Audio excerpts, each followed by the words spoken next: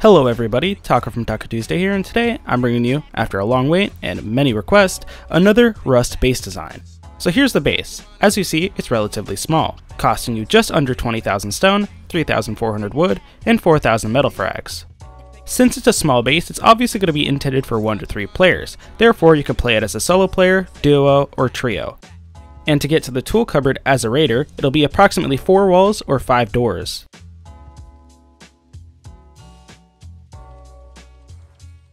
So for defenses, obviously since this base costs under 20,000 stone, it won't have the greatest of defense. But it does have a little bit of defense compared to other bases in its price range. As stated before, it'll take about 4 walls to get to the tool cupboard. And if the raider decides to go through the doors, which is usually the most preferred way, it'll be 5 doors to get to the same area. Some extra types of defense I added are these foundations on each corner. Basically, this adds an extra layer when they blow through the foundations. So here's what happens if you don't have the extra foundations. Basically, picture this is where your tool cupboard is. If they blow this foundation and then that foundation, it's only 2 layers to get to the tool cupboard. By adding the extra foundations on each corner, as you see, it'll add an extra layer to get to the tool cupboard. So instead of 2, it'll be 3. Our last piece of defense are these spikes right here. These spikes pretty much prevent people from being able to pick into this loot room right here. This isn't a very important loot room because all it is just dump boxes, but you wouldn't want to lose loot to people who just pick into your loot room. So we added spikes, which pretty much forces them to use explosives because nobody's going to pick down a metal spike. And yeah guys, that's pretty much it for the defense explanations, so let's move on with a little base tour.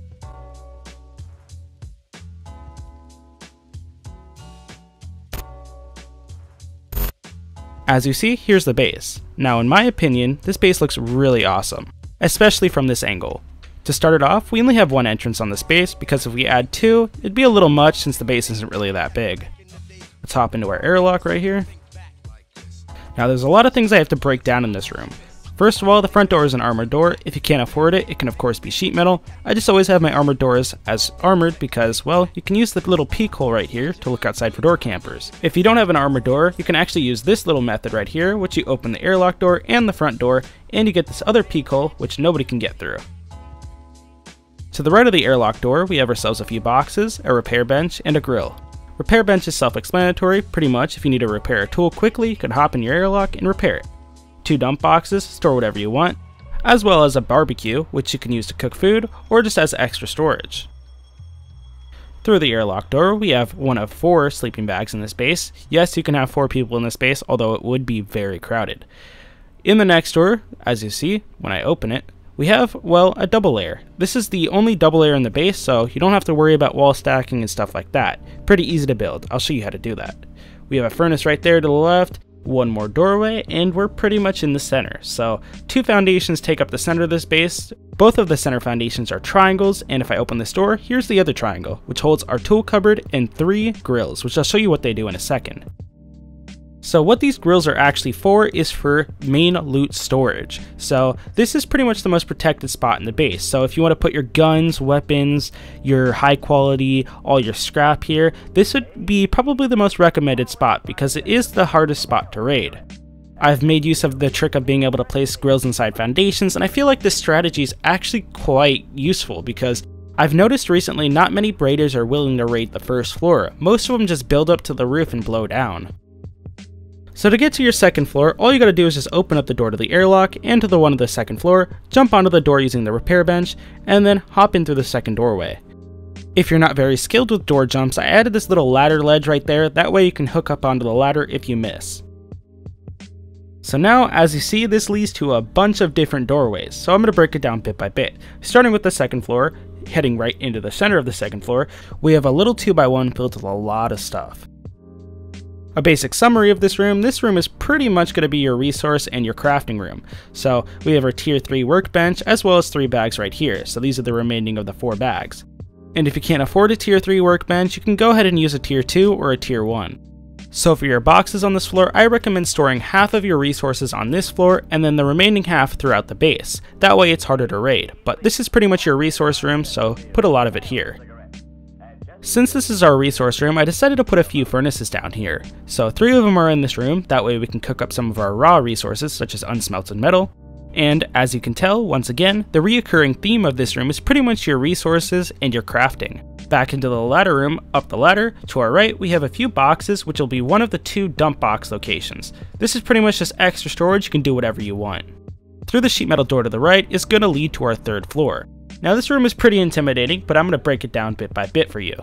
There are 2 halves to this room. Both sides are pretty much symmetrical with a few exceptions, so this side right here is the same as the other side. In our ladder room we have those 3 boxes once again, and it's pretty much the same thing on the other side, except for there is no ladder room. And of course, once again, like the ladder room, these 3 boxes will be just used for extra storage. In the center part of the room we have 4 small planters which will be used to grow hemp. To the left of each set of planters, we have 1 large box and 3 grills. This is an amazing storage setup, which I'll show you guys in a second. Basically, how this works is in the large box, you're going to store all of your armor and your guns, and in the top left grill, you're going to store, of course, your ammo. In the grill to the right, we have our medical syringes, and in the far right, we have our tools. And once again, like I said, it's pretty much the same thing on the other side. Right next to this box system, we have, well, a few shooting ports. These shooting rooms aren't really anything special, they're just 2 horizontal embrasures and 1 vertical embrasure. They're basically just used quickly to kill anybody who's harassing you. Next up we have another 3 furnaces right here, and I recommend just having these furnaces always running, that way you can have constant production of charcoal. It's really nice to have stuff like this. On the other side we do not have the same exact thing. On this side we have our fireman chute. Basically, if you want to get out of your base without having to go through a bunch of doors, you can open up the fireman chute, hop down, hugging the corner, and you will not take any fall damage and you can quickly get outside. If you're scared of door campers, we have a shotgun turret right there, so if anybody camps your door, they're not going to live very long. Our last part of the base is going to be the roof defense. So I've recently noticed that roof shooting ports are actually becoming more popular again, so I decided to add one in just in case any of you guys wanted one. This base's roof defense features water barrels which can be used as little bunkers, 45-degree roofs which are quite effective for gopher shooting, ammo and medical syringe storage which are underneath the 45-degree roofs, and finally we have low walls and sandbag barricades which are self-explanatory. And anyways guys, that's pretty much it for the base tour, so if you are enjoying the video so far and you do like the base, be sure to drop a like because it definitely helps the channel more than you think. So let's show you guys how to build it.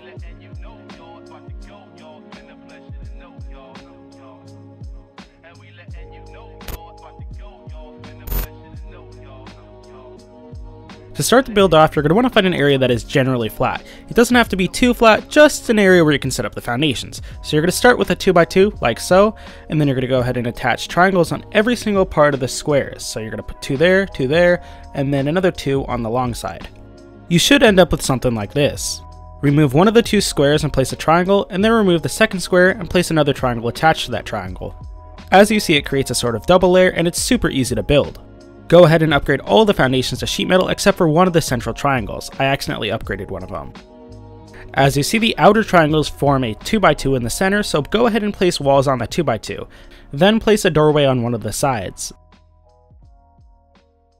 Now place in your roof, upgrade them to sheet metal or stone. I'm going to upgrade them to sheet metal later. Door and code lock.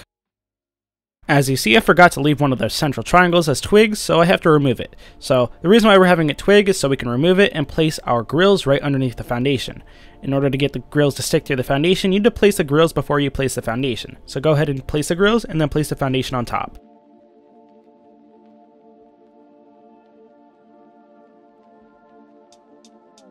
As you see, even though the grills are super deep in the foundations and it looks like you can't even access them, you actually can access them. It's kind of weird. I don't know how that works, but pretty weird. Anyways, once you're done with that, place your cupboard on top and then wall it off.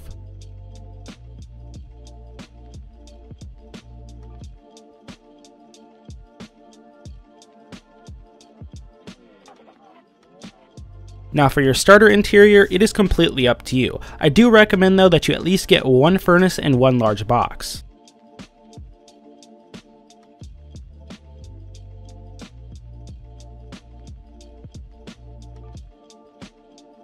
When you get enough resources and you're ready to expand, go ahead and place another grill right in this crease in front of your front door. Then place a foundation on top and wall off this triangle sector right here. Go ahead and place a doorway on the front. So instead of a wall here, we're going to place a doorway. Upgrade everything to stone and then place a ceiling here and upgrade that to sheet metal, and right here. Do not place one in the middle. Then go ahead and place another doorway, upgrade that to stone, and then we're going to come back to this sector right here to place in our dump chest. But first, we're going to do our honeycomb. Pretty self-explanatory, just place in a bunch of walls. For whichever side you're going to do your fireman chute on, you're going to want to do something like this. Place a wall, but do not place a ceiling. I'm going to have to remove that ceiling here in a second, so place a wall, do not place a ceiling, and then place a doorway on the other side. That way we can get our fireman chute going. Then go ahead and place in all your dump boxes and your repair bench.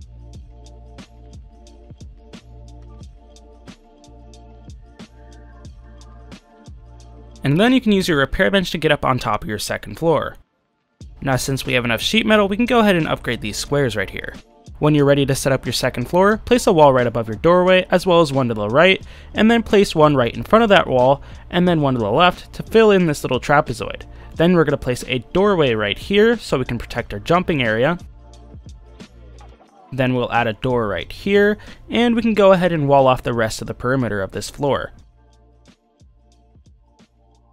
Right where your fireman jump is, you're going to place a wall there, and then you're going to fill in this trapezoid with honeycomb. Once done, wall right here, and then what you're going to do is you're going to place a doorway right over here, upgrade that to stone, and then right over here we're going to place a double doorway. Then sheet metal door on the single doorway, and a cell gate on the double doorway. From there you can go ahead and place your 3 furnaces behind the cell gate. Then go ahead and place in your flooring. Once done, go ahead and place in all your boxes on your second floor. Now I'm not going to bore you to death with me commentating over box placements, so I'm just going to speed run this, and if you need any extra help, you can slow down the video with the gear icon on the bottom right to learn how to do a certain thing, or you can just comment down below and I'll get back to you.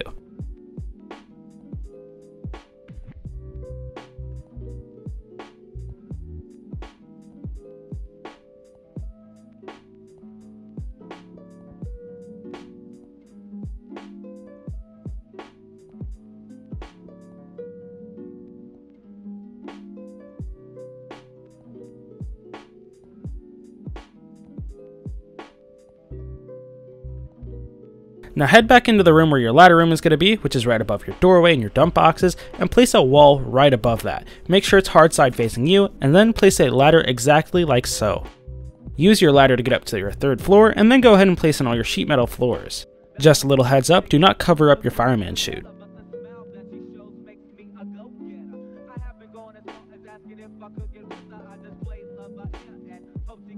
Right where your fireman chute is, you're going to place 2 walls like so. Make sure the hard side is facing you. Right in front of those walls, place your wall frame, upgrade it to stone, and then fill it in with your double doors.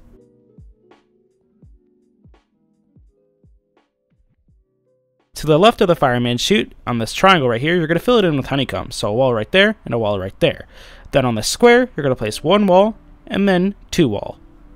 So that way we could put our boxes there. Go ahead and fill it in with 3 boxes.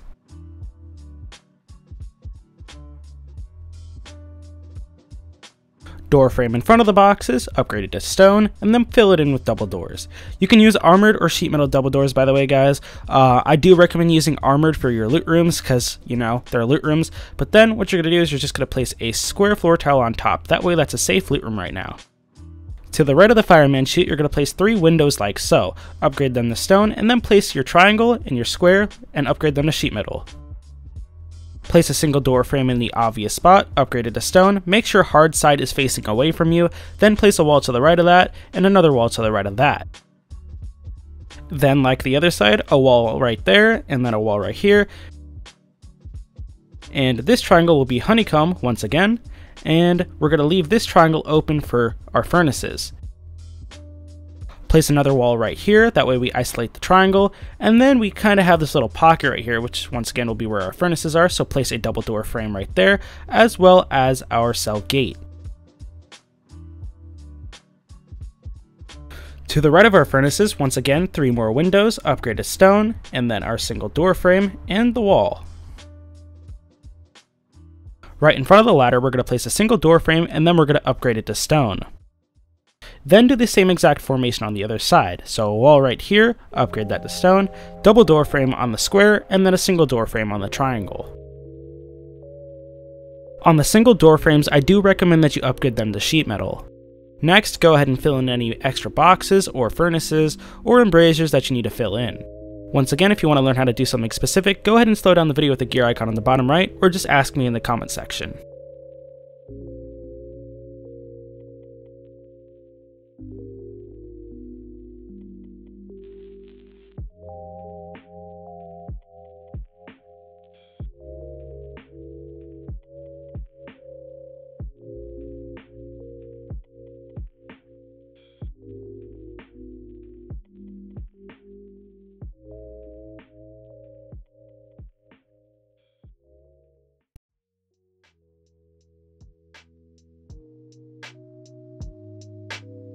Next up, choose a spot for a ladder hatch and fill in all your sheet metal floors.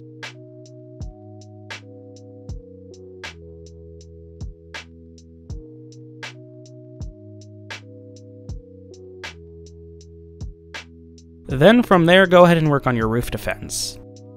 And once you're done with your roof, that's pretty much it for the base build. So anyways guys, thank you all so much for watching. This is actually pretty difficult for me to commentate because it has been a while since I've commentated for this long, so be sure to drop a like. And anyways guys, thank you all so much for watching. Like and subscribe if you haven't already, and I'll catch you guys in the next one.